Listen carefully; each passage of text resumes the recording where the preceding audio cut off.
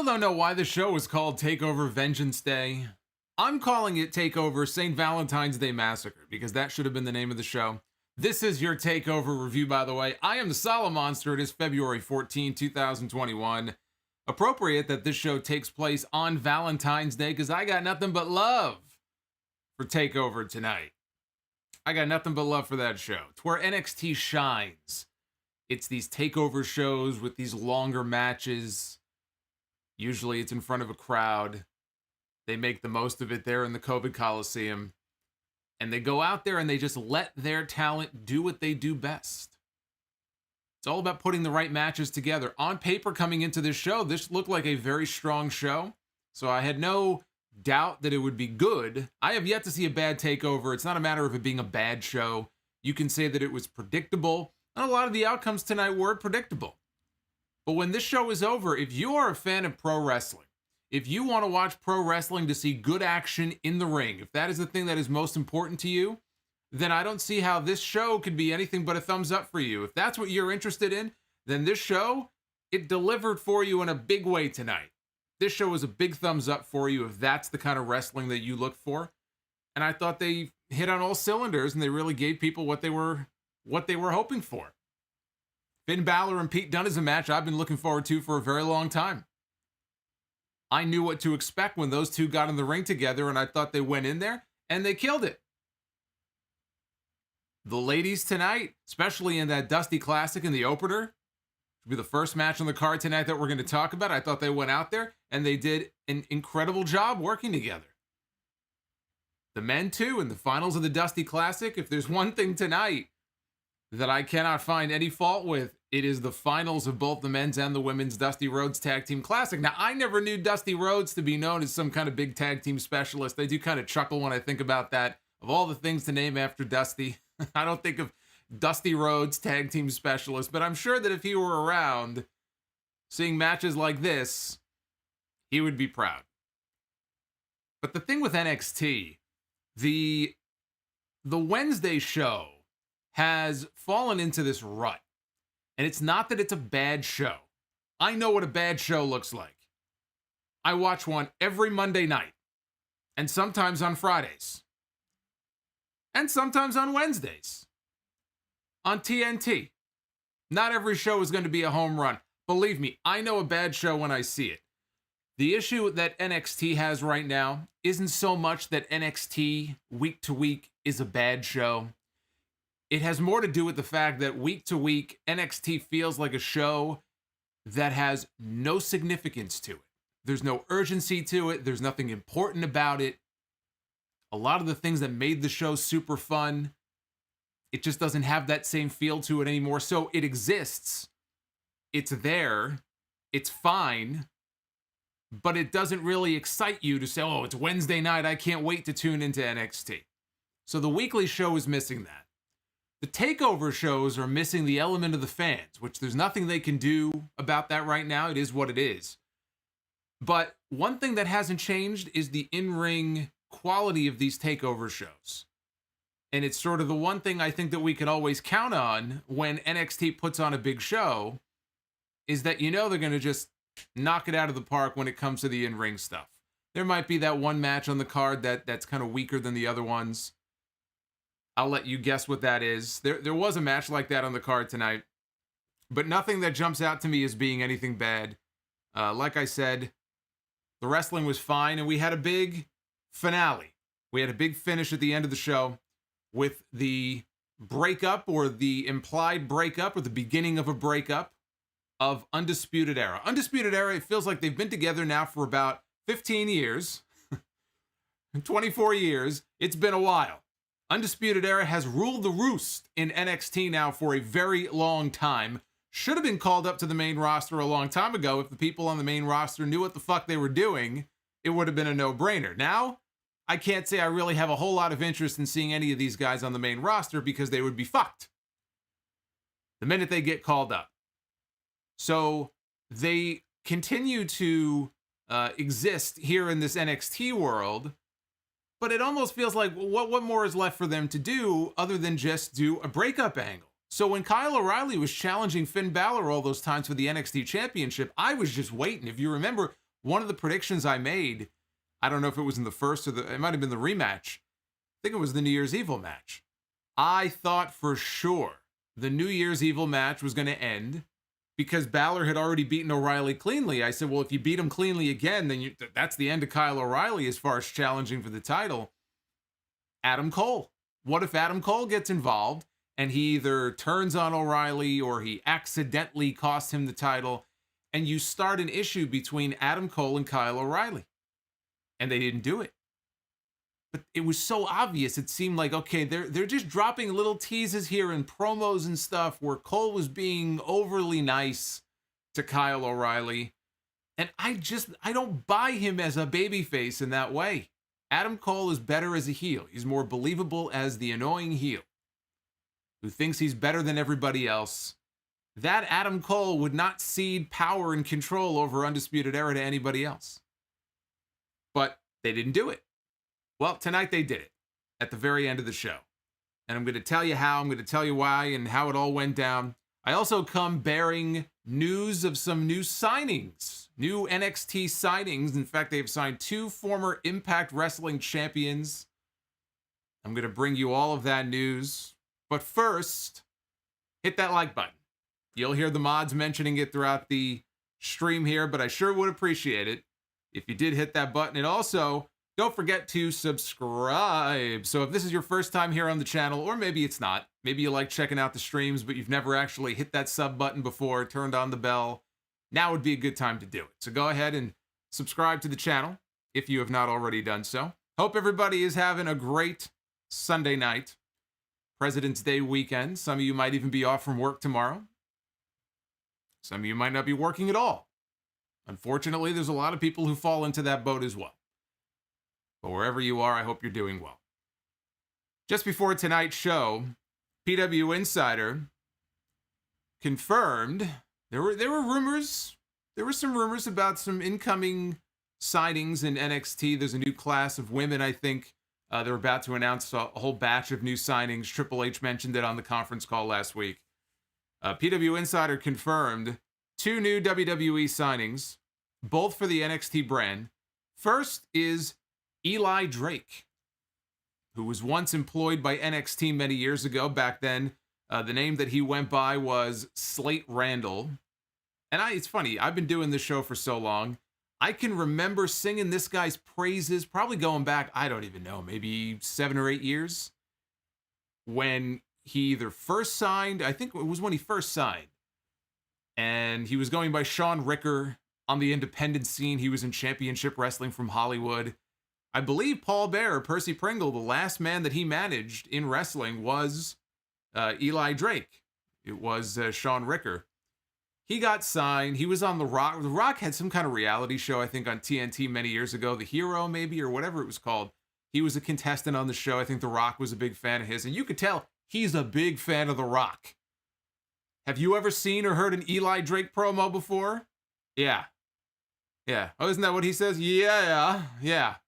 He's a little too much of a fan of The Rock and a little too much of a fan of Stone Cold Steve Austin. But he went to Impact as Eli Drake. Didn't quite work out in NXT. He claimed that Bill DeMott, who was the head coach there at the time, didn't like him very much. There were other rumors about WWE being unhappy about his posting on social media, things he was saying. So he got released. He was gone. He became a name as Eli Drake in TNA, won a whole bunch of championships. I believe he was the Impact World Champion at one point. And the last time that I knew, as far as what his status was, I assumed he was still under contract to the NWA. Because he had been on NWA Power, he was doing stuff there up until the pandemic hit, and everything just sort of went straight to hell. But apparently he was quietly released from the NWA. I don't know if that was something he requested. I don't know if his contract just expired, and since they're not running shows, they decided, well, we're not going to pay him, so we'll let him go. I don't know, but he was quietly released from the NWA at the end of last year.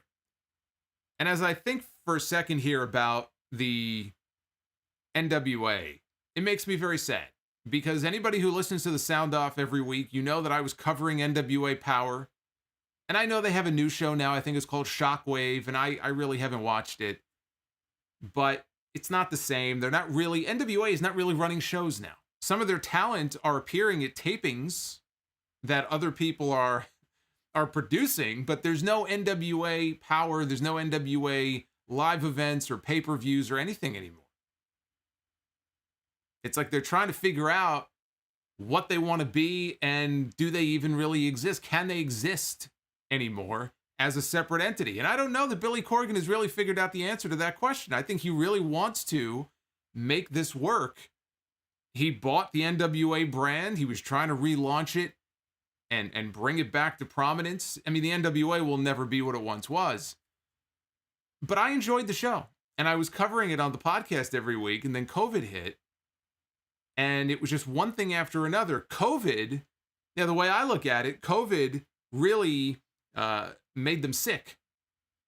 But the Lagana stuff last summer, after all the speaking out allegations and everything, the Dave Lagana stuff is really, I think, what, when the final story is told, will end up being the nail in the coffin, really, for the NWA. Because Lagana, he was the vice president. He was one of the head guys. He was the senior most guy in that company underneath Billy Corgan. He was Billy Corgan's consigliere. And not only was he overseeing, he was wearing many hats for the company. He was handling a lot of the production stuff, a lot of the YouTube stuff. So when he went away, that was a massive blow to that company. And they haven't really recovered from that. So you have all of this talent that's under contract. You have somebody like Thunder Rosa, and I'm thinking, who is left working for the NWA? The only two names I could think of are Nick Aldis, poor fucking Nick Aldis, who's just stuck in purgatory, it seems. I thought he was doing a very admirable job of kind of living and looking the part of the NWA World's Heavyweight Champion. Nick Aldis and who? Thunder Rosa? Thunder Rosa is still under contract until the end of the year to the NWA. But I look at Thunder Rosa as more of an AEW talent. She's more on Dynamite than anything else. Who else is left? They let James Storm go. Eli Drake is gone. Right? Zicky Dice, Ricky Starks, Melina, Marty Bell, Brian Hebner, the referee, and probably others I don't even know about. So I don't know that there really is an NWA left, I'm sorry to say. And Eli Drake was one of the last big names they still had under contract. So they showed footage of him during the TakeOver show tonight, earlier in the day, signing his NXT contract with William Regal. But he appeared on the kickoff show, showed up as a surprise guest interrupting the panel, which was Wade Barrett, Sam Roberts, and some random guy who I've never seen before, apparently from Barstool Sports. I guess he works for Portnoy. Whoever this guy was. Barrett was very happy to see him because remember, Barrett, as under his real name, Stu Bennett, was doing commentary for the NWA at that time. So the last we saw of Eli Drake, Wade Barrett was calling his matches and calling his segments on NWA Power after Jim Cornette got shit-canned because of, well, we remember that whole story. They brought in Wade Barrett to be his replacement. So he recognized him right away. He was very happy to see him. And he cut one of his Eli Drake promos, borrowing from The Rock. Just The Rock's inflections and his tone and his mannerisms and his cadence. And that was always my big critique about Eli Drake. The guy clearly has charisma. The guy clearly can talk. Right? He can cut a promo. But he so much dives into being The Rock. I don't even know that he necessarily realizes that he's doing it. But I can't listen to or watch an Eli Drake promo without thinking that this guy is just trying to impersonate The Rock. And even in his voice, he's trying to impersonate Stone Cold Steve Austin. Every time he does the yeah, like the way he says it, I hear Rock and Austin. You gotta just be yourself. So that hasn't changed. Even this promo here, I'm thinking, okay, he's trying to be Rock and Austin again. That's really my big knock on Eli Drake. But it's very obvious who his influences are when you watch him. But he said that, well, I'm going to get to his name in a second. But he said that NXT might have a stacked deck, but while they're playing cards, he just walked in rolling dice. Drake said that he just changed the game. He mentioned the NXT North American Championship. He mentioned the NXT Championship. And he said that anybody walking around with those titles should make sure they have their eyes open because he's coming for them. The name. His new name. He will no longer be Eli Drake. He is not going back to Slate Randall. And he is not going to be Eli Drake. I don't know if they gave him the option of being Eli Drake, but he didn't want to give over the rights to the name. And so he said, I think I'll hold on to that. That's what I'm thinking is what happened here. Because remember, there was an edict that Impact passed many years ago that said if you leave the company, you are now allowed to take your name and gimmick with you. That's why EC3 was able to be EC3 when he came to WWE. A lot of good that did him. But he was allowed to come in and be EC3.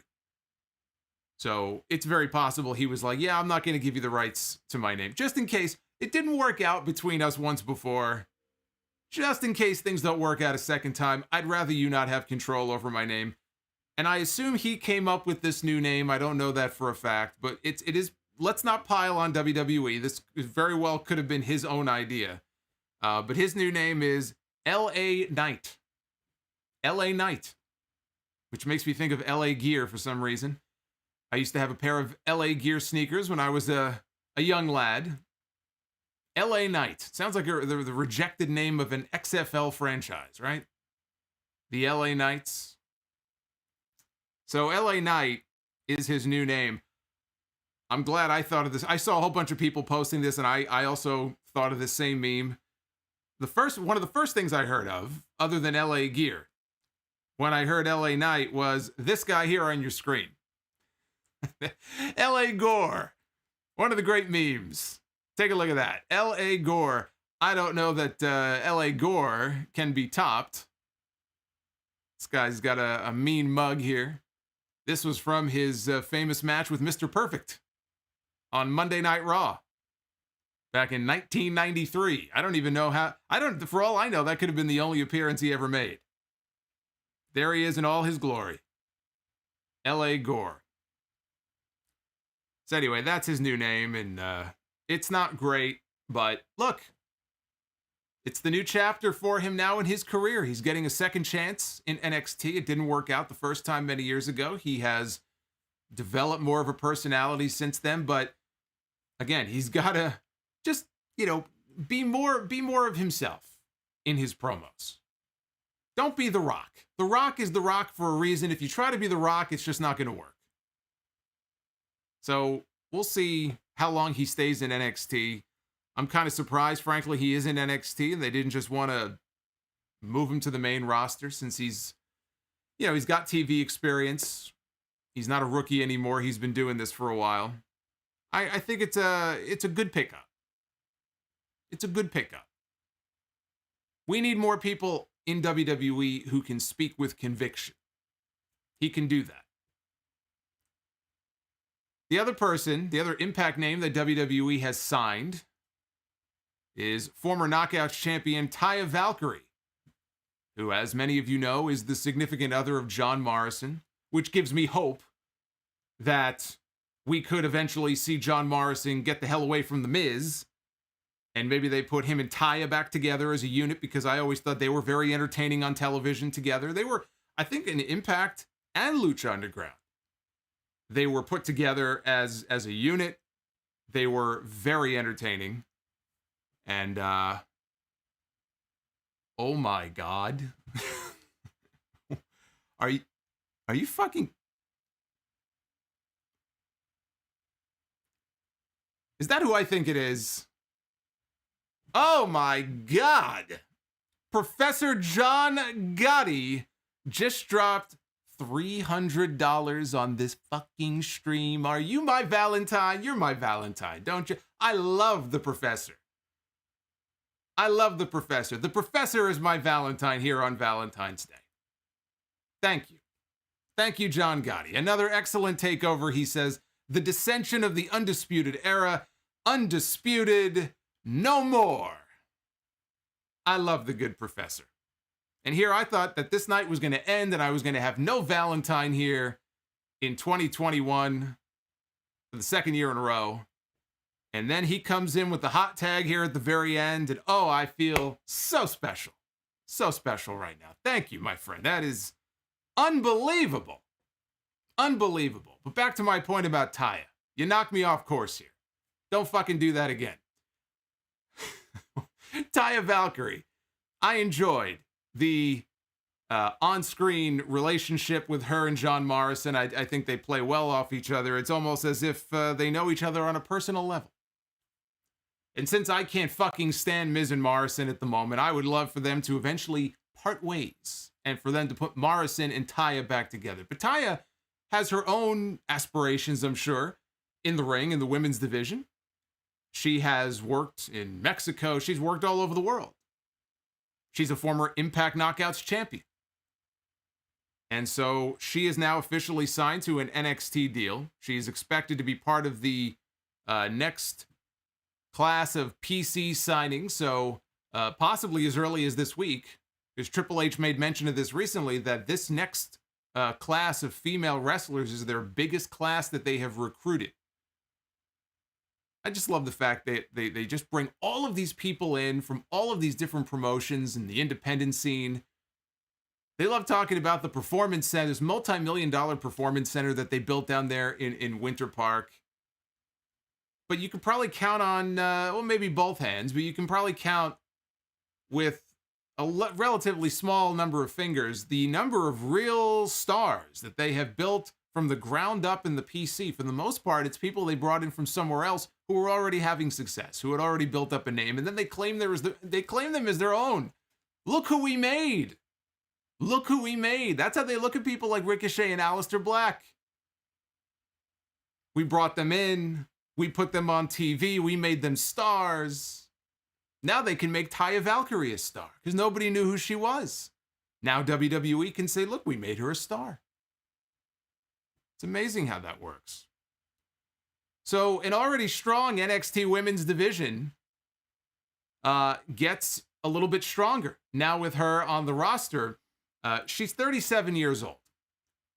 And so I am surprised that Raw and SmackDown, as much in need as they are right now, I think, of more female faces from NXT. Like Rhea Ripley, for example, is obviously on her way, either to Raw or SmackDown. We don't know where. She hasn't been mentioned since the Royal Rumble, so maybe they forgot about her. I don't know. We've got Damian Priest with Bad Bunny, but we have not seen Rhea since coming in second place in the Rumble. But I think someone like Taya, again, you could put her on the, one of the main shows tomorrow. I don't know that her going to NXT, I don't know. It just seems like a weird fit. I don't know why you would go there first. Maybe that was her request. Maybe she said, please keep me away from the main roster. My husband tells me horror stories about it. I'm content to stay in NXT.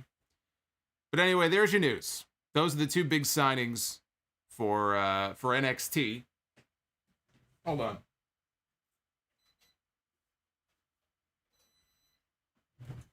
Heater went on. It's going to be too hot in here. Got a portable heater plugged into the outlet. Since the heat doesn't fucking work properly in this place, I had to go buy an electric one and plug it into a wall outlet. It's fucking cold outside. Solomonster's got to stay warm. Nice and toasty. Professor, thank you. Again, I am blown away by that support. I am going to read your Super Chats, by the way. I should probably mention that. Super Chats are open. I don't think I mentioned that. But as you can tell, you'll see them popping up on your screen here throughout the evening. You might even see Nia Jax. That's a new Super Chat that I just added. One of those randos. So you never know for what dollar amount it might pop up. We might be diving into Nia's hole here tonight during the Takeover stream, but I will read each and every single one of your Super Chats here, I promise you, as we go along. The show opened with the finals of the Women's Dusty Rhodes Tag Team Classic. It was Shotzi Blackheart and Ember Moon taking on Dakota Kai and Raquel Gonzalez. That's a great point, by the way, that Paul Heyman, I see joining us here in the chat, our good friend Paul Heyman, who mentioned, was it Paul Heyman or somebody else? He said Taya. Well, I was thinking about Tay Conti. I was going to mention that too. Tay Conti is somebody, just to go back to the point I was making before, Tay Conti is somebody that WWE did recruit who was brand new and knew nothing about pro wrestling. I've told that story because she's done interviews since she got fired last year by the company. She didn't even know what WWE was. She thought it stood for something with prostitution. Legit. She thought it had something to do with prostitution. But somebody from the company got in touch with her because they saw some bikini photos on Instagram that she did a photo shoot with somebody. So, of course, that's part of their recruitment tool. And they brought her in, and even when she was still in NXT, she had made a lot of progress. And you can see, like, she was very athletic, and she knows jiu-jitsu, and she's just an athletic girl, and she had taken to it very quickly, and it looked like she could potentially grow into being something big. And she was part of the COVID cuts last year. And even before that, she was very frustrated because they couldn't come up with anything for her to do. And now that she's in AEW, and you can see she's improved and she continues to get better, and I would love nothing more than for her to go on to become even better and become a big star and just kind of throw it back in their face and say, you could have pointed to me as one of your big, legitimate performance center success stories, and they didn't know what to do with her, and they just cut her and let her go. That's still a very bizarre story to me. I'm not quite sure why they let her go. But we had Shotzi and Ember against Dakota and Raquel. An excellent opener and a glimpse into what the women's tag team title matches on the main roster could look like if they gave a shit. If they tried, if they cared, if they put any emphasis on it at all whatsoever. We could get matches like this. This is what we're missing out on. Instead, we're getting ready for Nia Jax and Shayna Baszler to take on Lana and Naomi. That's the big match that we're looking forward to soon.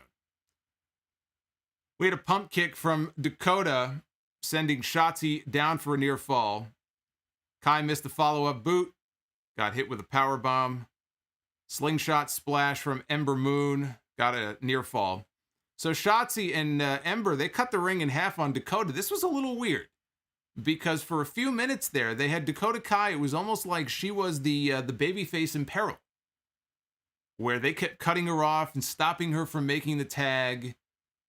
That's the sort of thing that you're used to seeing with the babyfaces, where the babyface is trying to get the tag and they keep getting cut off, right? The partner keeps crawling over, trying to reach for the tag and keeps getting foiled. And that was sort of the spot that Dakota was in for a while, so I thought that was a little strange. Later on in the match, Ember Moon hit Gonzalez with the Eclipse, and Dakota distracted the referee, so he couldn't count the pin. Shotzi had a rally in the ring, hit Dakota with a TKO facebuster for a near fall. Shotzi and Gonzalez, they brawled to the corner, and Shotzi landed very awkwardly after hitting Gonzalez with a sliced bread. Blackheart hit Kai with a suicide dive out on the floor. So Ember and Shotzi hit Dakota with a Doomsday Device crossbody at ringside. Gonzalez wiped out Blackheart with a pounce. We had Ember Moon locking Gonzalez in a fish hook. She fish hooked her. Fish hook STF. Dakota broke up the submission with a kick and hit Blackheart with a Code Red lung blower for a near fall. So on the show, they and they don't normally have this for the NXT shows, the weekly shows, but they had a ramp to the ring. So, which I didn't even see until we were about midway through this match. I didn't even notice, but they did a spot where Gonzalez, so they're on the ramp, which is a few feet above the ground, and Gonzalez shoves Ember off the ramp, and she goes and takes a fall, and she hits the plexiglass on the way down. So that took Ember Moon out of the equation here for the finish of this match. Gonzalez gave Dakota a gorilla press, so she gorilla pressed her own partner, who I guess I think she was thrown at Raquel on the ramp, but Raquel pressed Dakota and then slammed her on top of Shotzi in the ring. Gonzalez then hit her finisher on Shotzi, and both heels piled onto Blackheart for the win. So Dakota Kai and Raquel Gonzalez are the first ever Women's Dusty Cup winners, which now earns them the right to challenge for the WWE Women's Tag Team titles currently held by the Holy One herself, Nia Jax, and Shayna Baszler, who are the current tag team champions. And there's two ways you can go with this. Now that we have heel challengers, we have heel challengers in these two, right? Dakota and Raquel. And we have heel champions. So I can't really see them doing that as a match. Nia and Shayna, though, we know they're going to be defending the tag team titles soon against Lana and Naomi, right? Lana and Naomi, I believe, are the number one contenders for the women's tag team titles, right? Okay, that's what I think about that. It is possible that Lana and Naomi could win the women's tag team titles. It's possible. But only for the purposes of then turning around and dropping them, hopefully very quickly, to Dakota Kai and Raquel Gonzalez. So you could have them as transitional champions. That's one option. The other option I was thinking about, and I didn't mention this on the podcast earlier because I changed my prediction on who I thought was going to win the tournament. I should have kept my prediction because I was fucking right. And then, of course, I changed it, so I was wrong.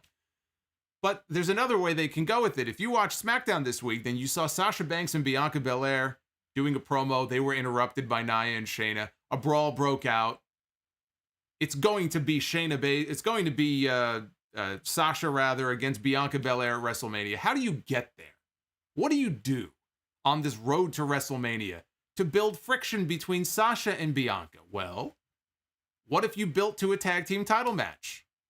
Now, they might want to give Lana and Naomi the shot first, but whether it's on TV this Friday, at Elimination Chamber next Sunday, maybe it's the following week, you build to a women's tag team title defense. Nia Jax and Shayna Baszler defending against Sasha Banks and Bianca Belair. And Sasha and Bianca become women's tag team champions. And from there, whenever they feel like doing it, whether it's on NXT, whether it's on the Fastlane card, which is the next pay-per-view in March, you do Sasha and Bianca against Dakota and Raquel, which I think would be a fucking great match. And that's where they drop the belts. There's a miscommunication, something happens, maybe Sasha turns heel on Bianca. Sasha works better as a heel anyway, so I wouldn't mind that. But they drop the belts to the NXT girls. You can go either way with it. I kind of like that idea better because it's just a better fucking match. I could definitely see that happening. But like I said, the reason I changed my pick, part of the reason I changed my pick, was because I see bigger things for Raquel Gonzalez. Look, we all see bigger things, I think, for this woman. Clearly they do. But that's long term. I'm talking like next 2 months. Some people were asking me before, well, who's going to beat Io? Right? If these women can't beat Io Shirai, then who the hell's going to beat Io Shirai? I got a name for you. Raquel Gonzalez. That's who. Raquel Gonzalez is the same woman who pinned the champion in the War Games match to win the match for Team Candice. It has not been mentioned. It's just this forgotten about fact. It didn't go anywhere. It didn't lead to anything. So she already has a built-in reason to challenge Io Shirai and say, hey, I think I'm deserving of a shot. I think Raquel Gonzalez should be the one and is going to be the one to dethrone Io Shirai. If there is some kind of takeover show at the beginning of April around WrestleMania time, I think that's where it happens. Whether or not she's the women's tag team champion or not. But because I thought that that's the bigger prize for her, I didn't think that they would put them over here in the tournament. I mean, look, they won the tournament. That doesn't mean they have to win the tag team belts. I think they probably will, but maybe they won't. Oh, there she is. There we go. Paul Heyman, of course, is the one to trigger the Nia Jax super chat. Look at that. She's in great pain.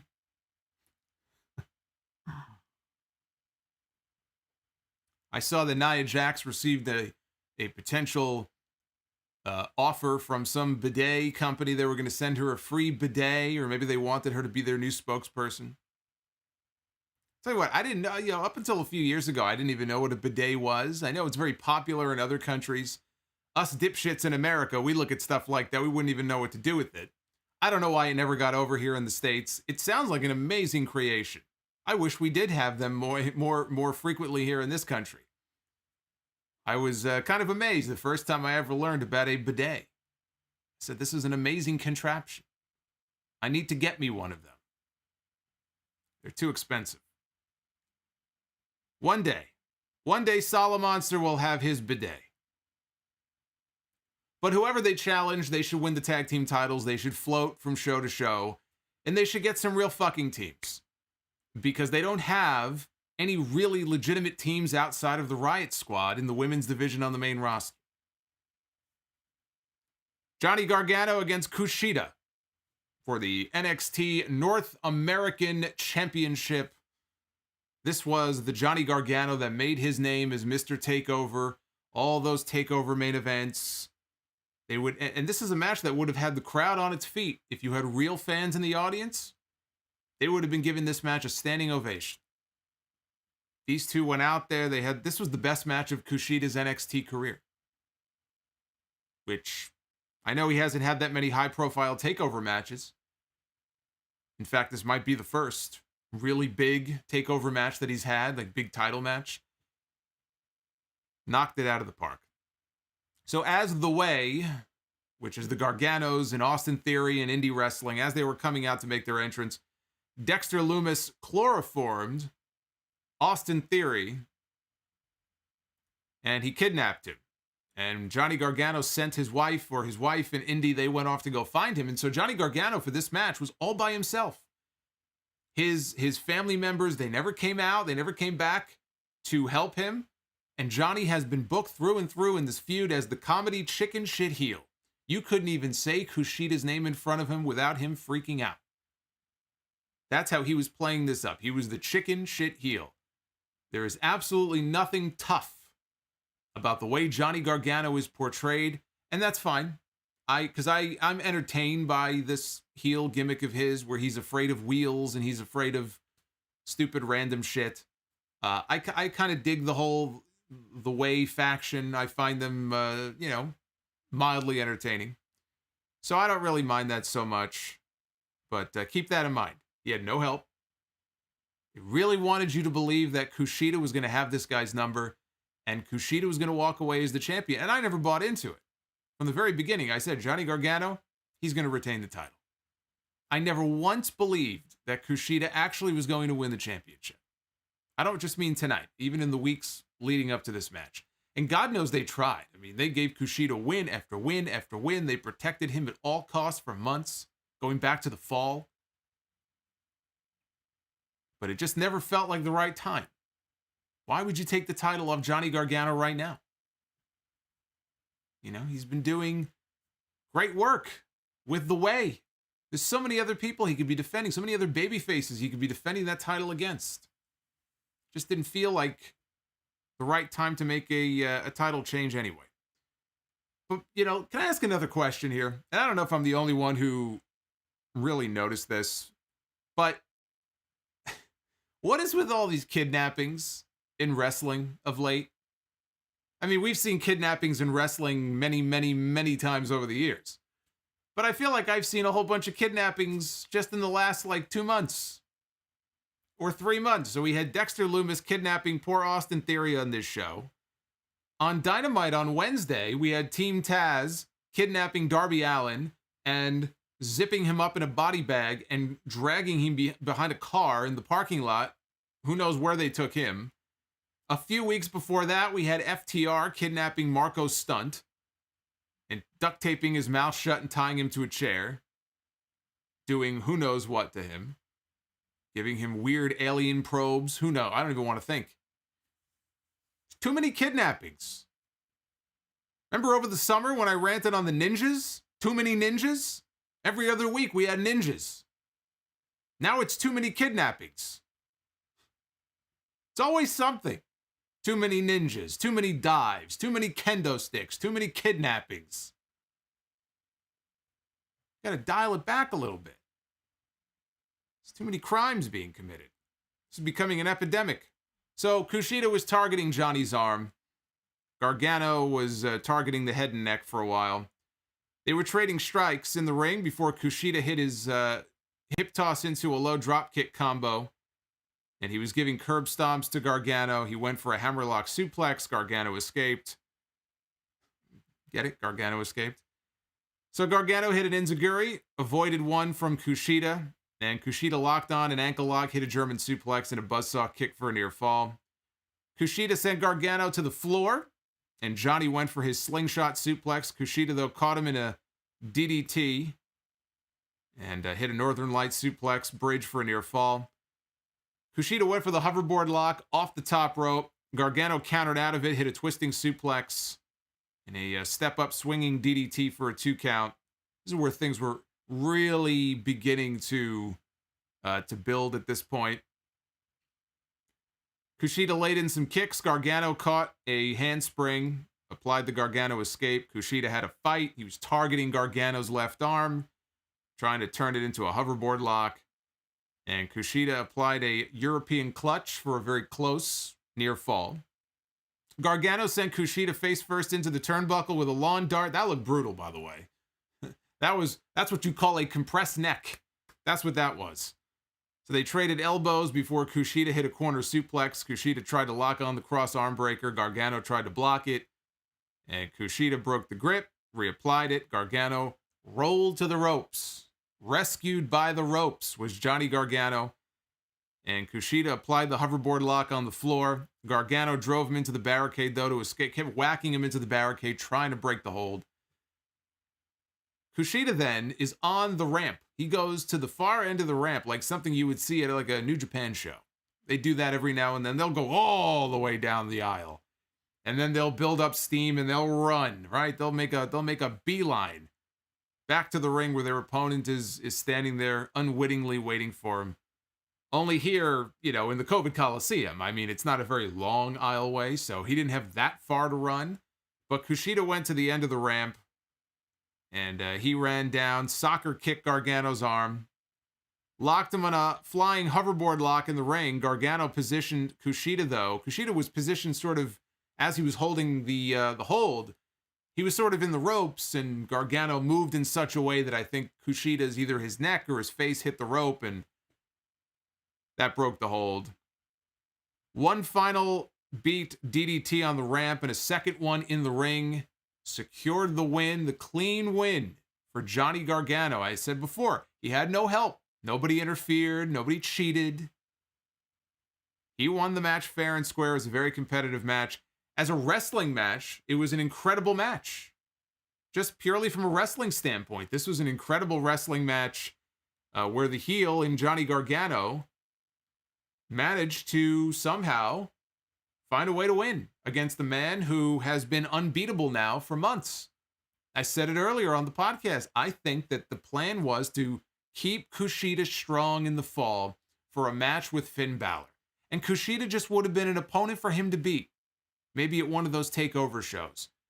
But Balor got his jaw broken in 2 places, and they didn't know when he was going to be back. It kind of threw a monkey wrench into their plans.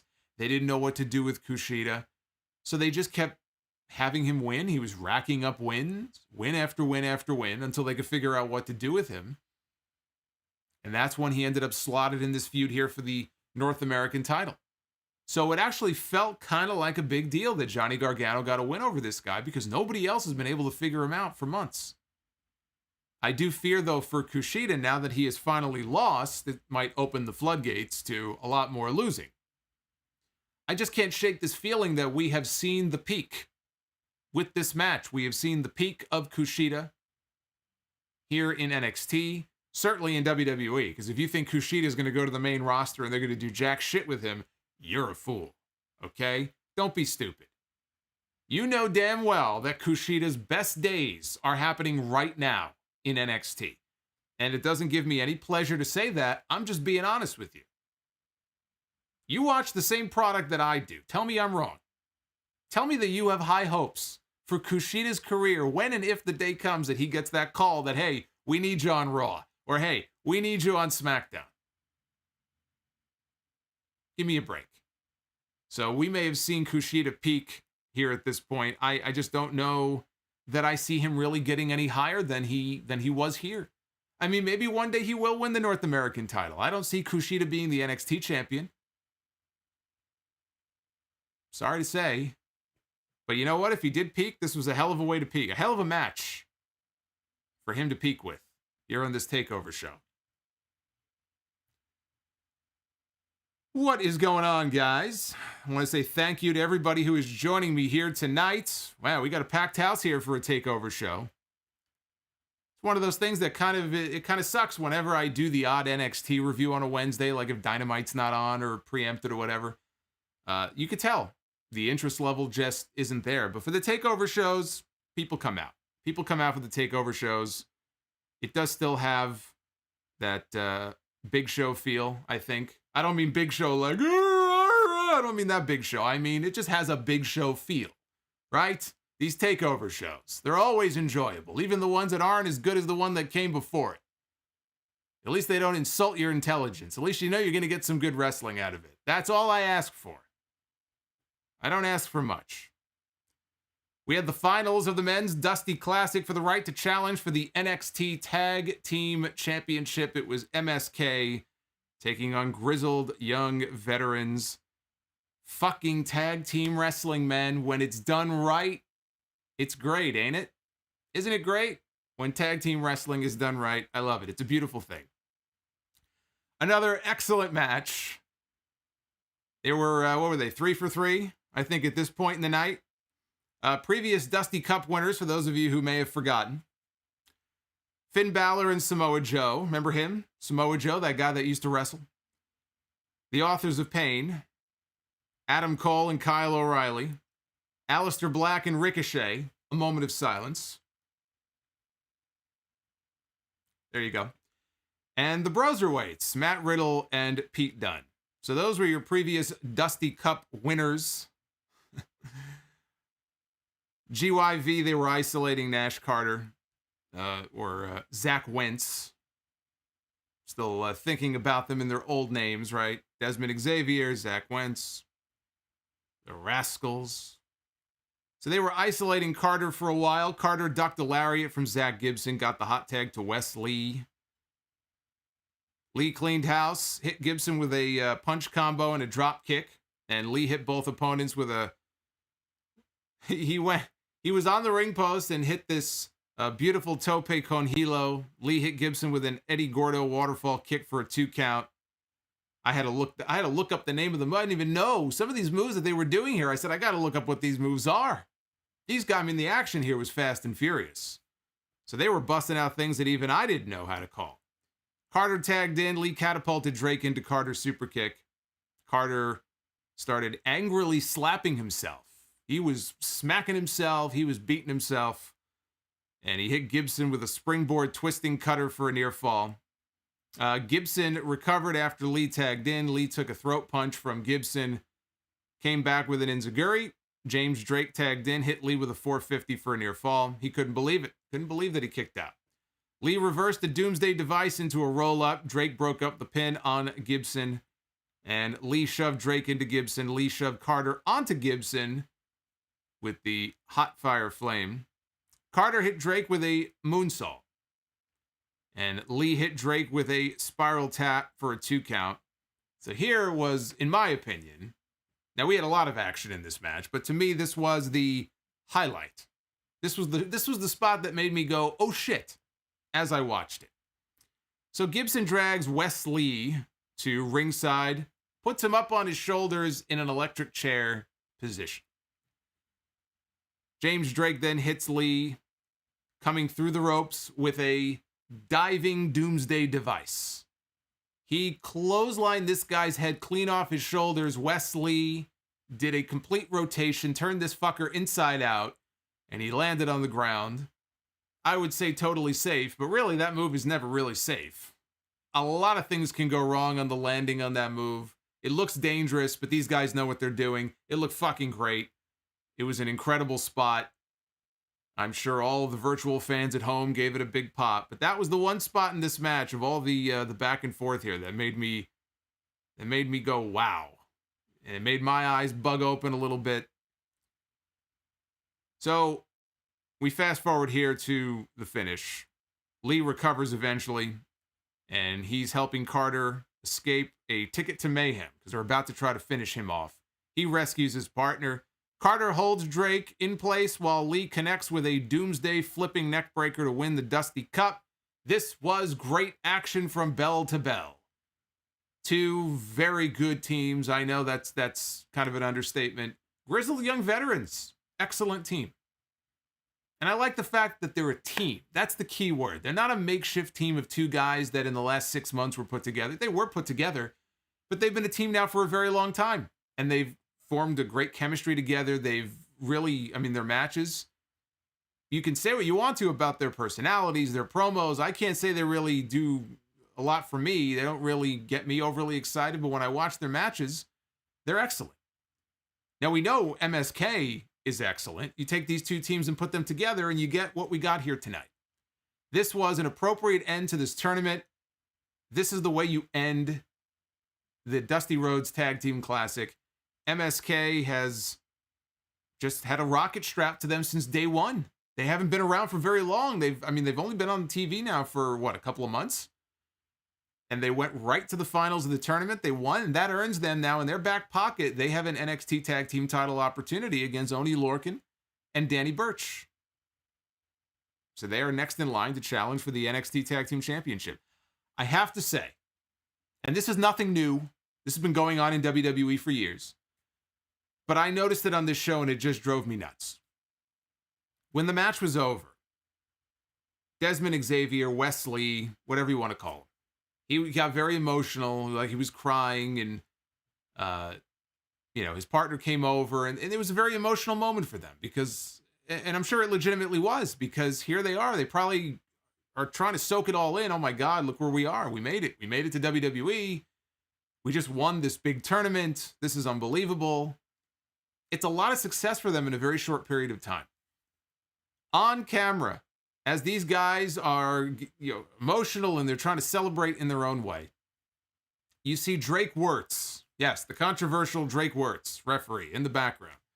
And he is leaning in, and clearly, look, I'm sure he's getting instructions in his earpiece from the back on what to relay to the guys. But this guy is just harassing them. Telling them, I'm sure, you got to get up, you got to pose, you got to do this, you got to do that. And I'm just, I'm watching this and I'm like, fuck. Leave them alone.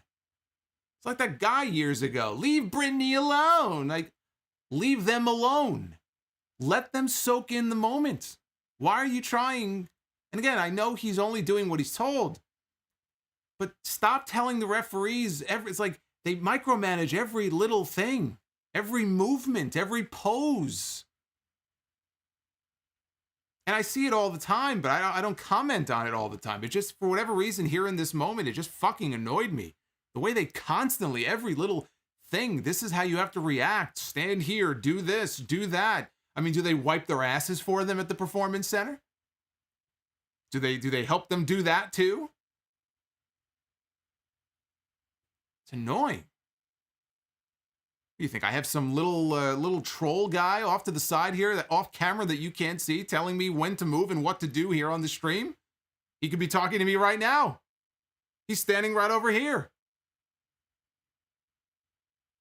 He's telling me to pick up my mug. That's what I'll do. What do I do next? Is that good? We're cool? Okay. See? You see how fucking annoying that is? To micromanage every little movement. Let's get to something that I fucking loved. We had a video package. We had a video package on this show for the newly rich Cameron Grimes. He has been out with an injury. He had some minor knee surgery, I believe, a few weeks ago or several weeks ago. So they had done an injury angle on TV with him and took him out of the picture for a while until he was ready to come back. And if you missed the NXT show on Wednesday night, they explained when he showed up, when he made his big return. He showed up, I think, what was it, a Lamborghini? What was he driving around? Some fancy sports car. He was throwing around dollar bills like it was nothing, talking about how he bought into GameStop. And boy, did he hit it big. He's just a country bumpkin. Probably he doesn't know what he's doing, but he loves games. In his time off, he learned about video games and how much fun they can be. And then he learned about this place called GameStop, which apparently was all the rage recently, and now he's a multi-millionaire. He is rich. So they aired basically, it was a music video. That's what it was. They aired a music video for Cameron Grimes. I don't know if this was a song that they had made for them or if this is a legitimate rap song. If it is, I'd love to know the name of it, so somebody in the chat clue me in, because I couldn't figure out what song it was, but I was getting into it. We had a Cameron Grimes rap video with him. He was tossing around dollar bills, $100 bills. He was running around in his underwear. I guess he was at his home. He had a pool in the backyard. He had on just a bathing suit and a top hat. Big smile, big cheesy smile on his face, throwing money around, making snow angels with all of his cash. He was even burning some of it. He was burning some of the money. He was burning some of the dollar bills. And I got to show you this. I may as well show you here. This is what it's all about right here. This is a man who is living the life. If you missed it, this is all you need to know about this. This is a man, I aspire to be this man one day. When you don't have a fucking care in the world, you've got more money than you know what to do with, and you just lounge out by the pool. That right there is what life is all about. That right there is Cameron Grimes, one of my favorite acts on all of NXT. It's amazing the turnaround that I have had, because I really didn't give a shit about Cameron Grimes for the longest time. I said, okay, he's a good wrestler, but wasn't really much more to him than that. But I have turned the corner on this guy in the last 6 months or so. He has become one of my favorite acts on NXT. To the moon. To the moon. Hillbilly Grimes. What's he saying? Kiss My Grits. That might have been the name of the song, actually. Kiss My Grits. I love it. I love it. We get to the triple threat match for the NXT Women's Championship. As I look at this list of super chats here, I'm going to dive into in just a second. So if you've got questions or comments about tonight's show, or really anything else for that matter, send them on in, and I'll shout you out as I go through the list here in a little bit. We had a triple threat match for the NXT Women's Championship. Io Shirai defending against Toni Storm and Mercedes Martinez. The veteran Mercedes Martinez, 20 years in the industry now. Smartest lady in all of WWE. Brought her in as part of Retribution, and she said, no, I don't think so. Send me back home. She's like E.T. Fucking E.T. That was Mercedes Martinez. She wanted to go back home. And here she was, competing for the NXT Women's Championship. This woman made the right choice.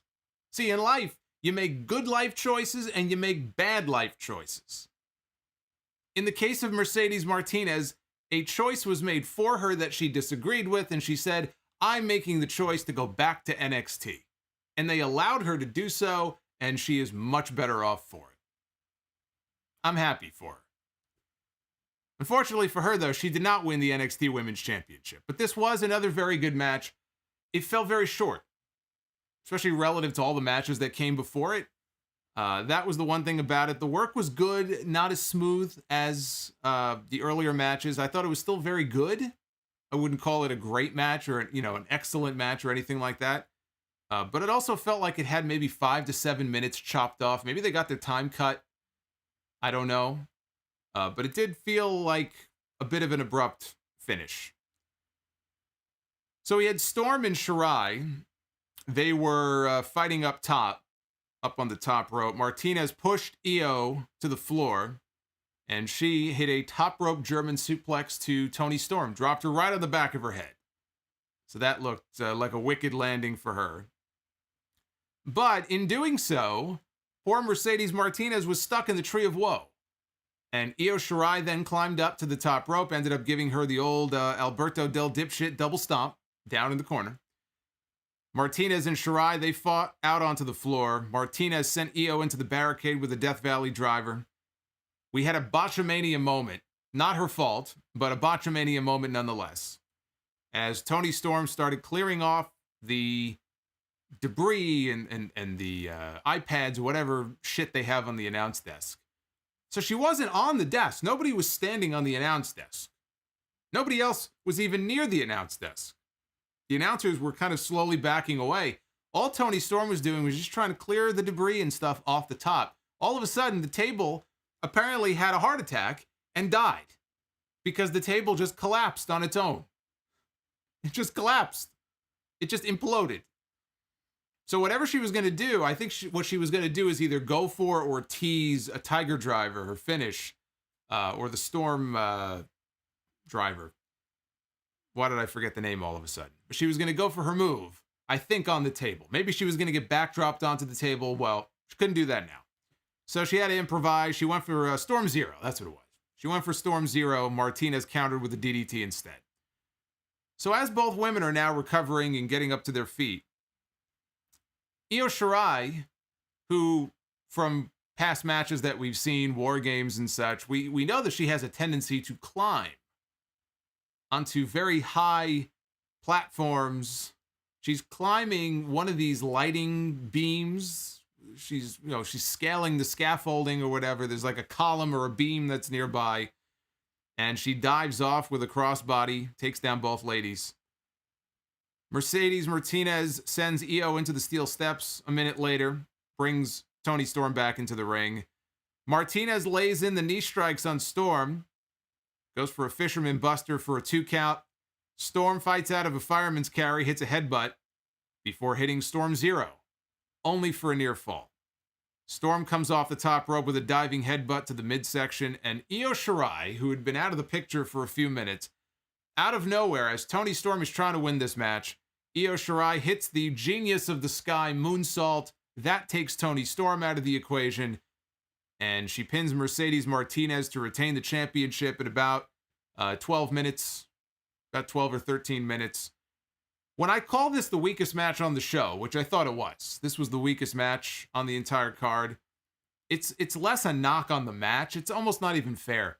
It's less of a knock on the match itself and really more of a compliment, I think, to how freaking great I thought every other match on this card was. But this one would be at the bottom of the list. And it was still very good. But it was the weakest match on the show. But it was the correct outcome. For the reasons that I talked about earlier. I think the woman who stops Io Shirai dead in her tracks and takes the championship from her is Raquel Gonzalez. And I think the time to do it probably would be the next TakeOver show, which might be in April around WrestleMania time. I don't know when the next TakeOver is going to be. But you kind of look at the roster, as stacked as the women's division is on NXT, and you say, well, who could beat this woman? Who's going to be the one to finally take the title from her?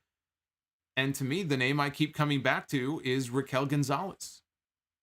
You know, what Rhea Ripley was to that show before, I think, is the role now that Raquel Gonzalez steps into. So the correct outcome here was to keep the title on Io. And if she's going to drop it to somebody, it should be one-on-one. It should be a very big deal when somebody finally beats her and takes the championship. Whoever that person is, you got to put that person over strong. And I think that person should be Raquel Gonzalez. And we had Finn Balor defending his NXT championship in the main event against Pete Dunne. I have been looking forward to this match for a very long time. I thought they might do the match as early as the New Year's Evil show at the beginning of the year. I'm glad they waited a little bit longer. And they did not disappoint. Early on, they were feeling each other out. Some chain wrestling.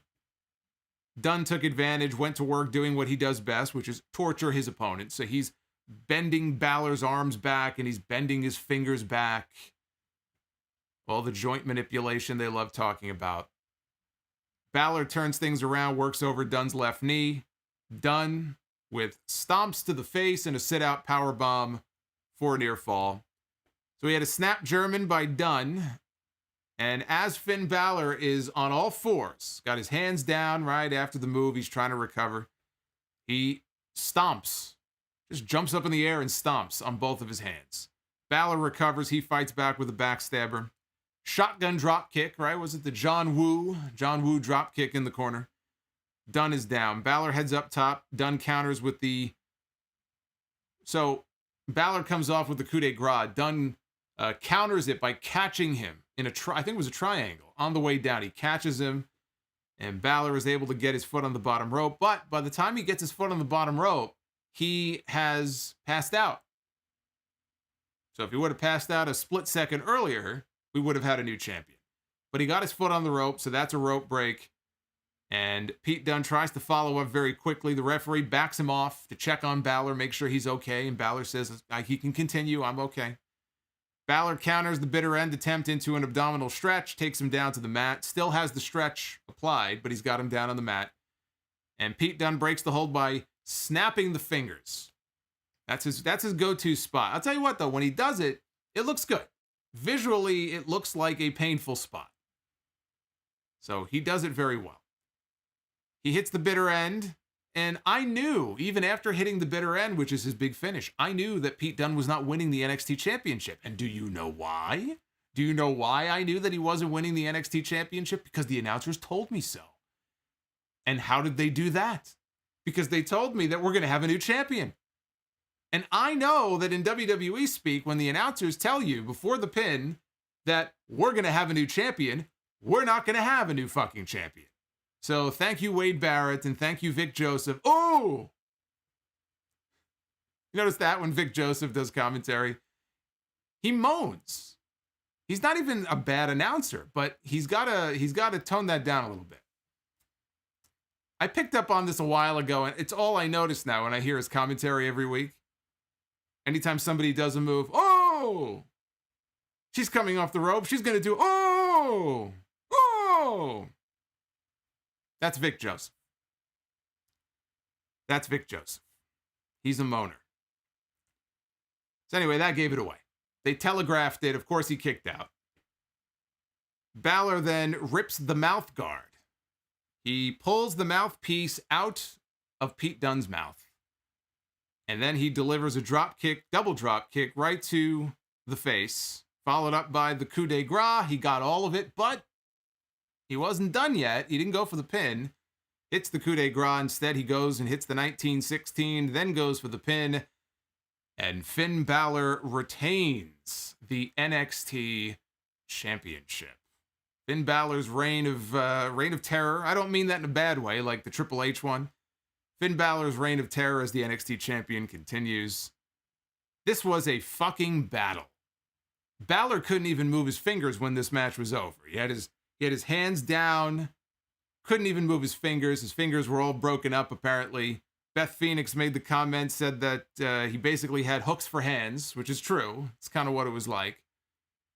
Oney Lorcan and Danny Burch come out to attack Balor when Balor is in the aisleway. And they bring him back into the ring, and Pete Dunne joins in the assault. It's 3-on-1, so you know somebody is coming out to make the save. They're beating Balor down and beating on him and beating on him, and Undisputed Era runs out to make the save. Still no Bobby Fish. Still no Bobby Fish. I think if you add up all of the days in NXT that Bobby Fish, I'm assuming it's an injury. Maybe not. Maybe there's something personal going on in his life. But let's assume it's an injury because he seems to always be hurt. If you add up all the days on the NXT roster for Bobby Fish that he wasn't injured, I would think the days that he was would just dwarf all of the days that he actually was healthy and able to compete. This guy can't catch a fucking break. And apparently he can't stay healthy. So I don't know where he is, but Adam Cole runs out, Roderick Strong runs out, Kyle O'Reilly runs out, and they run off the heels. And I thought the way that Kyle O'Reilly was acting, I thought he was just going to haul off and just, all three guys were going to start beating down Finn Balor. But Kyle helped him out, and he helped him up, and he's talking about how he respects him, and he's being very complimentary of him, and they're all posing together like he's the fourth member of Undisputed Era. So I'm waiting. I'm waiting to see something's going to happen. But I really thought it was going to be Kyle who was going to go heel and attack Balor. But instead, and they pulled the copyright stuff, which is an NXT staple, right? You got to put the copyright logo on the screen, get people to think that the show is about to end, and then you lower the boom. Well, this was one of those moments. Adam Cole super kicks Finn Balor. He caught him flush in the face, too. I mean, that was a hell of a super kick. That was a hell of a thigh slap. Super kicked him right in the face, knocked him out. Kyle O'Reilly is very upset. He was not expecting this. He did not want that. What are you doing? He trusted us. He can't believe. Even Roddy seems surprised. It's like Adam Cole went into business for himself, and he took out Finn Balor. And as O'Reilly is complaining, Cole hauls off and he super kicks Kyle. So he super kicks Kyle, I assume, right out of Undisputed Era. So Adam Cole has now super kicked Finn Balor and Kyle O'Reilly, and he goes to leave and he's telling Roddy to come with him. Roderick Strong is conflicted. He doesn't know what to do. And there it is, the breakup, or the beginning of the breakup anyway, of the Undisputed Era. It may as well be a breakup. Bobby Fish is fucking never around. Kyle O'Reilly just got kicked in the face. Roddy doesn't know what to do. He doesn't know where he is or what his name is. And Adam Cole is back in the role that suits him the best. Babyface Adam Cole, it was overdue. I think I was even arguing. It's about time we get a little bit of a babyface run out of him. And you know what? He's pretty much been a babyface since the summer. But he's also, outside of the Pat McAfee stuff, they don't really seem to know what to do with him. Adam Cole is best as a heel. So turning him back heel again is fine with me, because I think that's the correct role for him to be in. Kyle O'Reilly stays a babyface. Roddy could go either way. We don't know where his allegiance is going to lie. We don't know what his attitude about the whole thing is going to end up being. But now they can start to build to an Adam Cole-Kyle O'Reilly match. And you look at this next TakeOver show and how it seems to be taking shape. The next challenger for the championship has to be Karrion Kross. That has to be what they're building to. Karrion Kross is going to be wrestling Santos Escobar this week on TV. So he's going to be wrestling him at least once. Maybe they'll get a rematch out of it. But Karrion Kross should be next in line to challenge Finn Balor for the title, I would assume, at the next TakeOver show. So let's say that's your title match. Let's say they actually do go with Io Shirai against Raquel Gonzalez for the women's title. That's a big match they can do. Adam Cole one-on-one with Kyle O'Reilly on the undercard. Things now were set up perfectly for it. You know, Johnny Gargano, who does he defend the North American title against? Maybe Dexter Lumis. You've got a few options. They can push Bronson Reed. But it seems like Dexter Lumis is probably still in that picture where they're going to want to build him. He's kidnapped one of his children, so obviously it's going to go somewhere. And things are really starting to take shape all of a sudden for this next TakeOver show. And if they want to wait, you can do MSK against Lorcan and Birch. So things seem to be, building up pretty nicely, I think, for that next TakeOver show. But the other thing you can also do, and we don't know because their plans, they haven't even figured out what they want to do yet. There's been a lot of talk about maybe doing an NXT Championship match on one of the 2 nights of WrestleMania this year. So it's also possible that they do Balor and Karrion Kross at Raymond James Stadium on one of the nights of WrestleMania this year. But when they do their next TakeOver, there will be an NXT title defense. So whatever that title defense looks like, that next card is shaping up very nicely. Here's what you guys thought of the pay-per-view tonight. Overwhelmingly, look at this, overwhelmingly positive response, 88% thumbs up, only 11% thumbs down for this show here tonight. I don't really know how you can give the show a thumbs down, but look, everybody has their opinion of what they think and what they're looking for. I think that's a little strange, but perhaps some of those people will let me know. I mean, I'm going to start reading super chats here in a second. Again, hit that sub button if you're not subbed. I do appreciate that. Hit the like button, and I'm going to read your super chats. So if you have a question or a comment about the show tonight, if you're one of the people who didn't like the show tonight, I'd love to know why. What was it about the show that made you give it a thumbs down? Let me know. I gotta, for the people who are joining a little late, we had some new people tune in. I have to put this back up. That's all I need to say. If you missed TakeOver tonight, look at what you missed here. Soak it all in. Soak in rich Cameron Grimes. That's what you missed out on. That is what you missed out on here on the show tonight. So let's track back and go through all of your questions and comments. Now, remember, there was news that broke, and I talked about it at the beginning of the stream in terms of new signings. 2 former Impact champions have officially signed with NXT. One of them debuted on the show tonight and has signed a contract. The other one is a former Impact Knockouts champion, Taya Valkyrie. Eli Drake being the other one, now going by the name LA Knight. It is what it is. I'm old enough to remember the days of Eli Cottonwood and Percy Watson and some of the other god-awful names they gave people, or that people came up with for themselves. You know, sometimes wrestlers come up and they have ideas that are just as stupid, if not worse, than what the company gives them.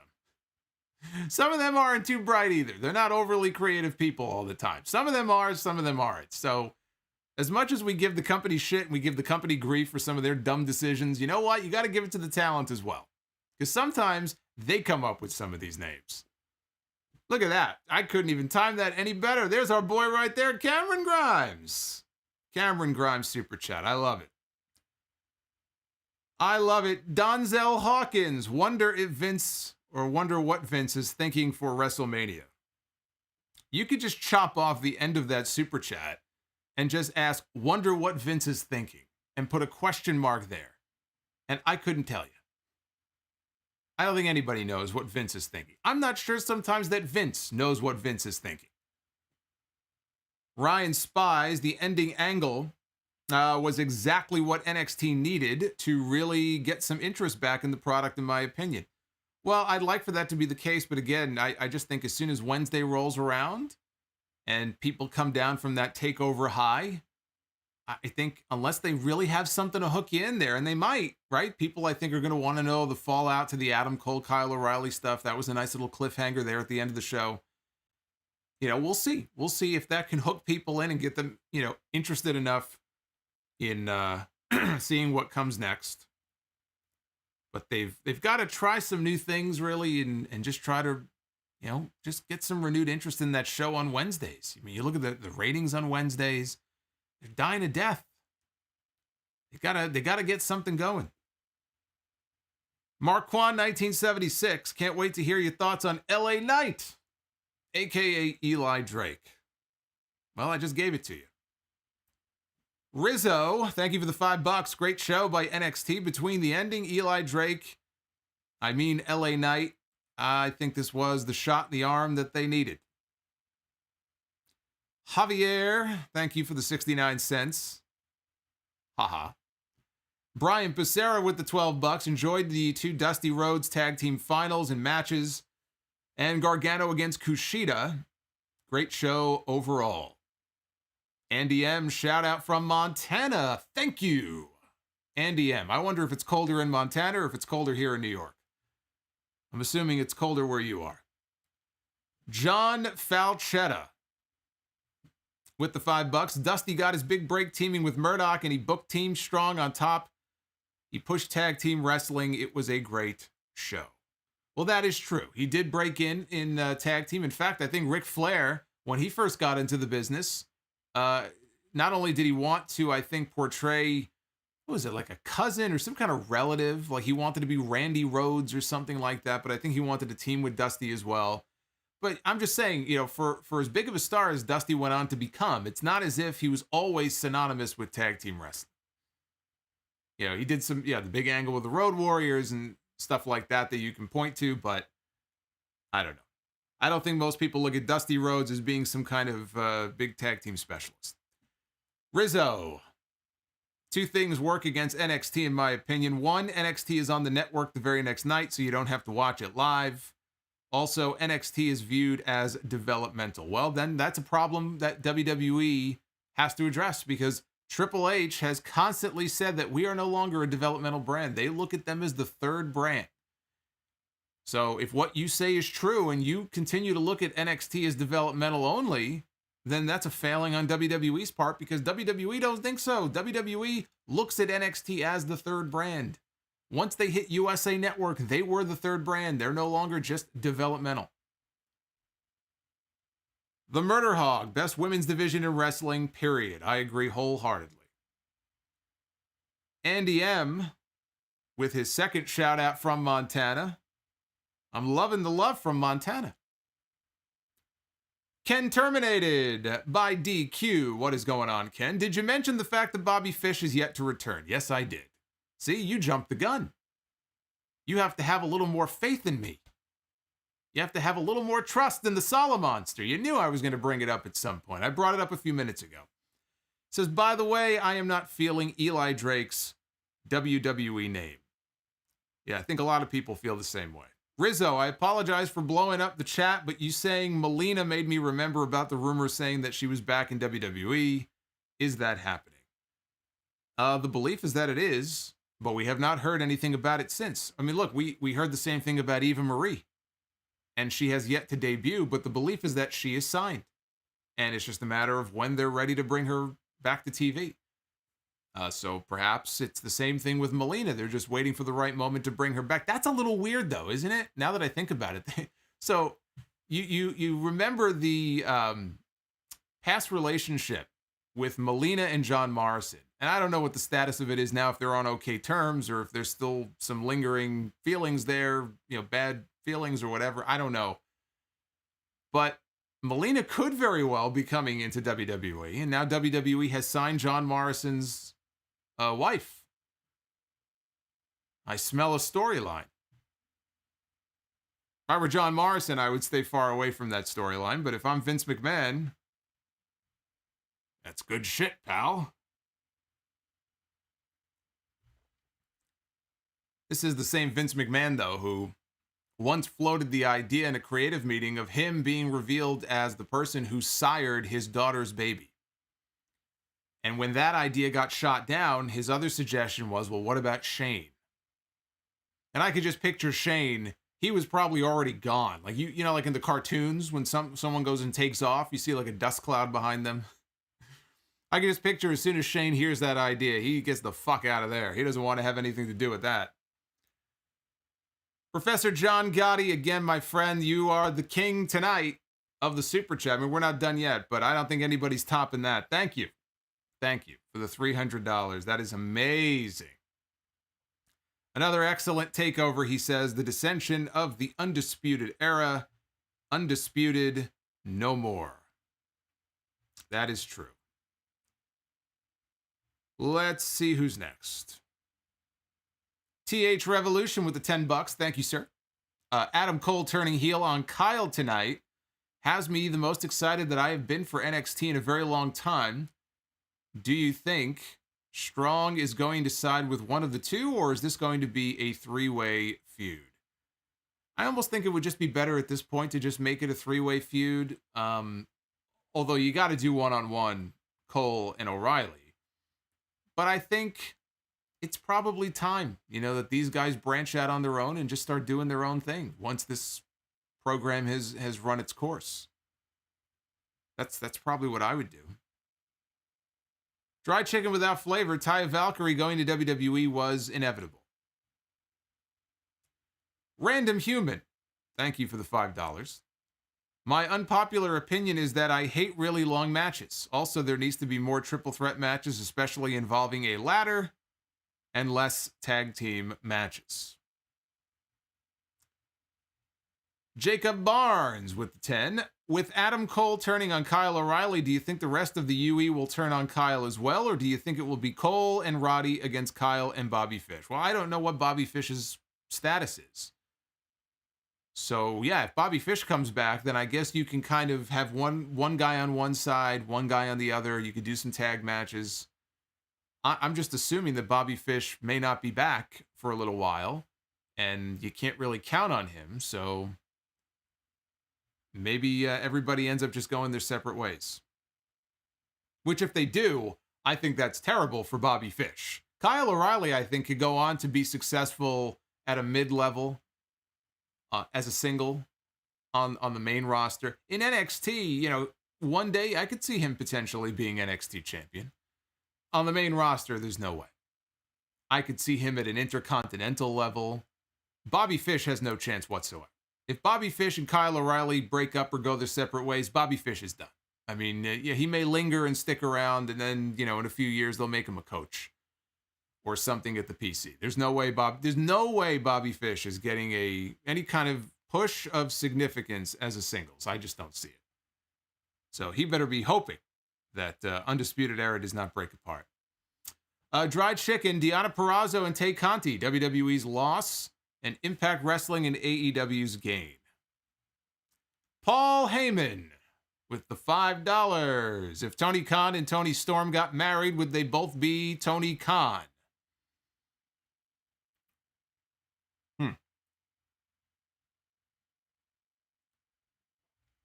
Still at it, aren't you? Still at it. Thank you, Paul Heyman. Caught in my zipper. Send $5 in. Soon we'll have ninja kidnappings. Well, now that you said that, we're going to have ninja kidnappings where they hold off their assailants with kendo sticks. They don't carry guns or knives. They just carry kendo sticks everywhere they are. And to get away, to make their big getaway, they dive. Just roll them all up together. All the things that I can't stand. Naif Al-Safar, thank you, sir, for the $15. I shouted Naif out on the podcast earlier today, episode 691, 2.5 hours. It dropped earlier this afternoon. I covered a ton of other stuff. I talked about the Tom Cole story, the tragedy of the whole Tom Cole thing. He took his own life, according to his brother. That's the one of the WWE ring boys from the whole ring boy scandals of the early 90s. And I talked about a lot of those details on the podcast earlier. It's just a really sick, sad story, what happened to him. So anyway, go back and check out that episode from earlier. When you're done here or tomorrow, you got the day off for President's Day, you're hanging around, or maybe you're going somewhere, right, on your commute, check out episode 691. And when you're done, shoot me a tweet at Solomonster and let me know what you thought. I love hearing from you guys. Sitting on my bed. With the $5, the table busted when Tony touched it. Can't blame the table. Oh, boy. Oh, boy. Sean Waters with the $20. Since WrestleMania is a 2-night event, probably guessing no takeover during that weekend. Oh, I'm not saying that there's a takeover that weekend. They can't do it that weekend because you got 2 nights. And I don't think NXT wants to piggyback off of any pay-per-view. What I'm saying is the next takeover may not be until early April. It could be late April, like around WrestleMania time. I wasn't suggesting that it was going to be that weekend. No, that's not going to happen. They're not doing that anymore.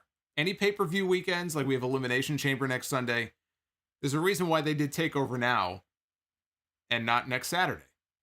The old way of doing it, you would have had takeover on the 20th and Elimination Chamber on the 21st. They don't do that anymore.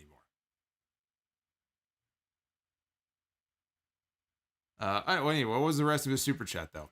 Do you think we'll see some NXT matches at WrestleMania, like an NXT title match, or any of the Dusty Cup stuff? I don't know about Dusty Cup. I think there's a pretty good chance we'll get an NXT title defense. I don't think that I don't know. I don't think we're going to get anything beyond that. If anything, I think it would be a Balor defense. Sean D. Cameron Grimes is the best. Oh, yes. Yes, he is. Domination Warrior, thank you for the $5. Takeovers are like those restaurant quality specials you get every month and a half. Cameron Grimes, howdy ho. What was the best NXT theme song? 2010 is his question. Oh, I don't know what years were attached to it. I'm still a fan of the original NXT song from the weekly show when it launched in, well, let's see. The Takeover special started in 2014. So they were still using it, I think, around that time. It was an instrumental theme. I think was it the Roar of the Crowd? Is that the one or the one that... It was either the Roar of the Crowd one or the one before that. That might still be my favorite. Sean D, will there be a UE Civil War? Oh, yeah, it's underway. It's already happening. The first shot got fired tonight at the end of the show. Dry Chicken, Undisputed Era breaking up in NXT is the right call. That faction would not last long on the main roster. They would be dead in a heartbeat. And I'm sorry to say, and I know we have a lot of Adam Cole fans, and I like Adam Cole. I think he's he's a talented guy and well-spoken. He's going to be a great ambassador and a great spokesperson for the company when they start putting him out there more often. But whether it's Adam Cole, whether it's Roderick Strong, right, great wrestlers, these guys are dead to rights the moment they hit the main roster. And it kills me to say it, but Adam Cole's size is going to do him in. The times that we've seen him on TV, he's been in a Royal Rumble. He made a cameo once, I think, in the Royal Rumble and stuff. It is noticeable. His size or lack of size is noticeable. Even if it doesn't bother me that much, I guarantee you, it is going to affect the way that certain people behind the scenes up there view him, and it's going to work against him. So I don't know how you remedy that other than just going out there and having great matches and hoping that when you get fans back in the building that they rally behind you the way they rallied behind Daniel Bryan. That might be about the only way that we'll see somebody like Adam Cole go on to bigger and better things. Because the more time that goes by and the more I kind of look at his situation and the predicament that he's in right now, I'm sure they think the world of him. The question is, do you really see Adam Cole, when he gets called up to Raw or SmackDown, do you see him thriving and eventually becoming a Universal Champion or a WWE Champion? Honestly, it's very difficult for me to see. It's hard for me to see. And their track record with the NXT talent is bad enough as it is. Even with people who were bigger, physically bigger than Adam Cole. So I don't have a lot of high hopes for what his future holds. Paul Heyman. Should WWE pick up Ethan Page? You know what? And I think Ethan Page is as deserving of a look as anybody else, but at some point, you got to stop stockpiling talent. WWE has more talent than they know what to do with. And if you're somebody who works in that performance center, who you've been waiting and waiting and waiting for an opportunity, and you see them just signing all of these guys from these other promotions and bringing them in and putting them on TV right away, how does that make you feel? You're not doing live events right now, so you can't even do those local Florida shows where you make the loops and you try to, just get ring time in and improve and get better. They're not even doing that right now because of COVID. So you got a lot of people stuck in that PC. They show up, they train, they have classes, they roll around the ring, but they're not really doing much else. So now they're bringing in Eli Drake and they're bringing in Taya Valkyrie, and they just signed this other person, Blake Christian, I believe his name is. They're signing all of this great independent talent or talent from other companies, but they don't even know what to do with the talent they already have. So it's not a knock on Ethan Page, but I think, unless you get like a really big name, I don't want to say hiring freeze, but I would almost say, why don't you try to figure out what to do with the fucking people you already have working for you before you start bringing in more from the outside. Abdul Rahman, is Baron Corbin the biggest PC graduate? Probably not. I guess Alexa Bliss would be, right? I think someone like Alexa Bliss or maybe Bray Wyatt. I don't think Bray worked indies. Did he work indies? I don't think he did before he came to WWE. I don't think it's Baron Corbin. I'm going to say probably not. And dried chicken without flavor. Cameron Grimes just needs a title belt to recreate the Shawn Michaels pose. Are you talking about the Playgirl pose? Is that your favorite photo? Dried chicken without flavor? Cameron Grimes is doing just fine. He doesn't need to start imitating anybody. He just needs to keep doing what he's doing. That's all anybody asks. So I think we're all caught up now with your super chats. Again, thank you guys for all of the support, all of the love tonight, all the questions. I love it. Tamara in the chat says, this is why Will Hobbs did not sign there. He knew he would just sit in catering. Yeah, I mean, Will Hobbs was more upset if you listen to his interview on the AEW Unrestricted podcast or watch it. It's up on their YouTube channel. He was more pissed about the fact that WWE just didn't have any interest in him at all until he had a tryout with AEW. And all of a sudden, WWE gave him a call and said, hey, we're interested. And I don't know if he actually said this to them, but in his mind, he was like, fuck off. Because he knew they didn't want him because they thought, oh, he's such a great talent. They just wanted to take him away from AEW. And I tell you what, when it comes to somebody like an Eli Drake or a Taya Valkyrie, look, they could get signed on their own merits. They have their own talents. I'm not saying they don't. But I guarantee you a big part of why they're snatching up these people and bringing people back and stuff, at least part of it has to do with keeping them away from other promotions, and one of those promotions is AEW. They just want to stockpile everybody so they can own everybody and they can have everybody under contract, and when they need a warm body, they can just trot them out for whatever their needs are. It's like a manufacturing facility. Just keep churning these people out whenever they're needed. It's really all they're interested in. Valentine's Day, he says. Dry Chicken says, it's Valentine's Day, Solomonster. I'm aware. That's how I opened the stream tonight, by telling everybody that it's Valentine's Day. Professor John Gotti, though, he's my only Valentine for the night after that super chat. I can't welcome in anybody else. Yeah, Tamara says that's exactly what it was. He knew the interest was only there to keep him from going to AEW. And it really angered him, too. It really made him very upset because he said, if you're interested in me, I want to know that you actually think I have value and that I can contribute to your team and to your show in some way. I don't want to just get a contract or a paycheck because you want to keep me away from somebody else, but you don't really see any value in me. Now, these guys are still relatively young in some cases, mid to late 20s, early 30s. You got to ask the question before you sign the contract. Do you want to waste away some of your best years by just being a bench warmer and sitting in the background? You know, some people just want to make money and support their families or buy a house and stuff. It's all the goals that you and I probably have, right? You want to be successful.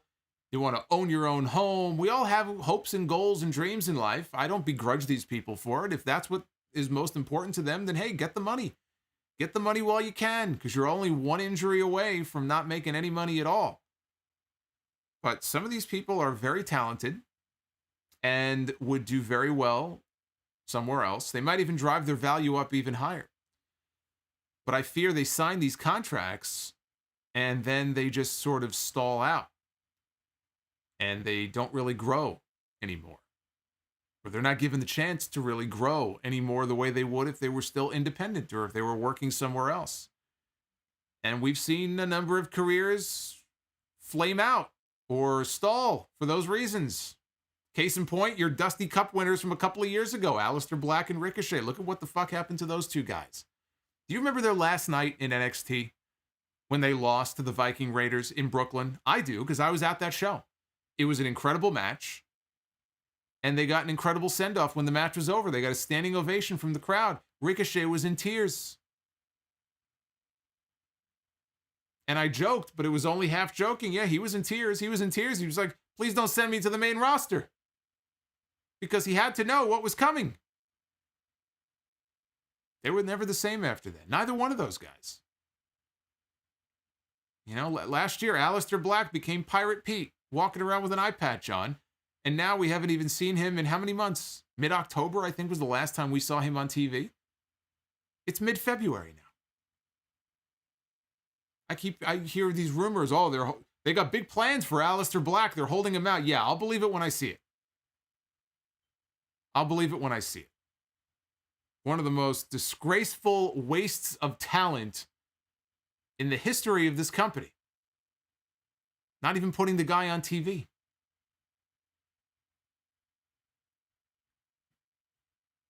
Jason, Texas, 1985. Thank you. Thank you for the $1.49. Paul Heyman said you forgot AOP. They got cut. No, I know they got cut. I didn't mention that, but yes, I'm aware. That's the perfect super chat. That's what I would say to the people behind the scenes in WWE, to Vince and Bruce. Right there, Sami Zayn has the right side. How do you sleep at night? How do you sleep at night? You've got these people's careers in the palm of your hand. You've got the talent right there. It's right in front of your face, and you just piss it all away. I think there is money to be made with some of these people. Frost, yeah, I know. You're right. Beating a dead horse. You're right. You're right. You're definitely not wrong. Rick, have you ever thought about training to become a wrestler just for fun? Well, I mean, maybe 15 years ago, not now. I'm a little too old for that now. Jason Texas says, I just sent a normal chat. What's the deal with the Undisputed Era's future, and happy Valentine's Day? Well, Undisputed Era's future is very much in doubt right now, and I'm sure all roads lead to a singles match between Kyle O'Reilly and Adam Cole. That's pretty much where it's leading to. Where is Zelina Vega going to end up? Depends if she wants to still be in wrestling or not. I assume she does. It wasn't her choice to leave WWE. AJ Lee, it was her choice to leave.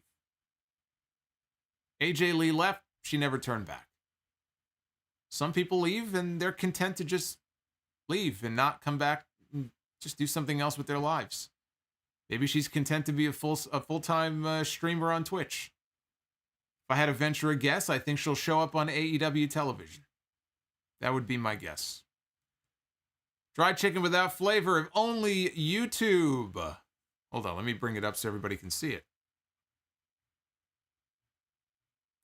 If only YouTube allowed you to play Mark Henry's theme song, Sexual Chocolate, on Valentine's Day. Yeah. I wish YouTube would allow me to play a lot of music. We could have some real fun here on these shows. Like even more than we do now.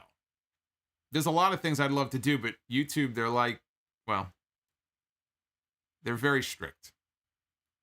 There's certain do's and don'ts of things you're allowed to do, and the rule of thumb is that if you have to think about it, can I do this, can I not do this, then you're better off not doing it. Unfortunately. That's pretty much the rule of YouTube. All right, Tamara said that Zelina claimed that she was not retiring from wrestling, which she says, I guess by default means she will wrestle again. She says, I can see WWE bringing her back in the future. And that's true. That is also very possible that Zelina Vega could eventually end up back in WWE.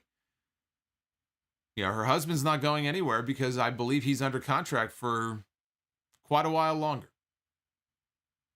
He might still be under contract for another 2 years or so.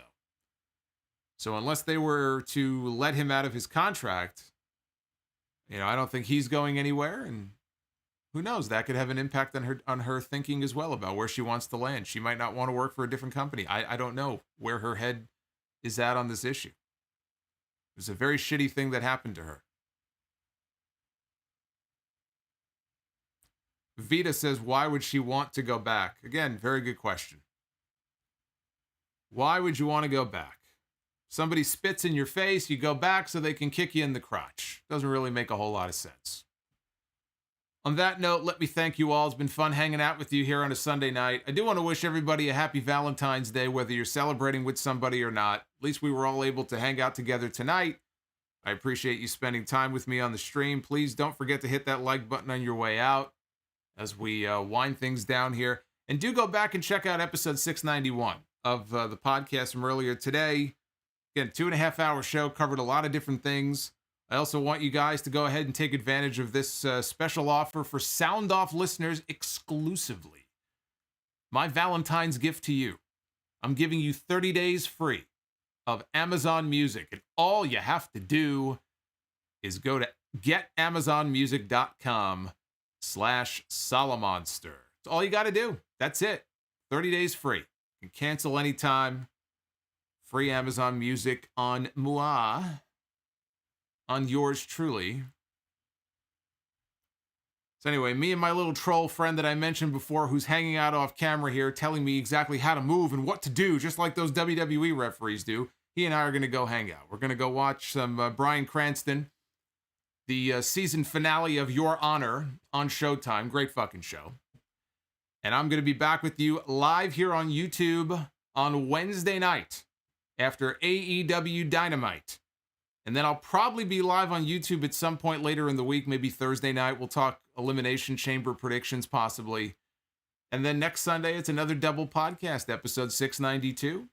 And then live on YouTube after Elimination Chamber. I don't know that I'll be in necessarily this chipper mood after the Elimination Chamber as I was tonight after TakeOver. I hope so. I hope so, and I hope you'll join me. So until then, be well, stay safe, have a great President's Day week here in the States if you are off and have any time off. Happy Valentine's Day, guys. I love each and every one of you. And I will see you back here. Turtlehead, we only book the match after the Dynamite streams. You know this. We only do the Zinfamous HD tweet on Wednesdays. I don't want to give away everything on every stream. You want me to book the match, you got to come on back on Wednesday. That's how this works. Come on. You're not new here. You know how this works. See you guys on Wednesday night. Take care.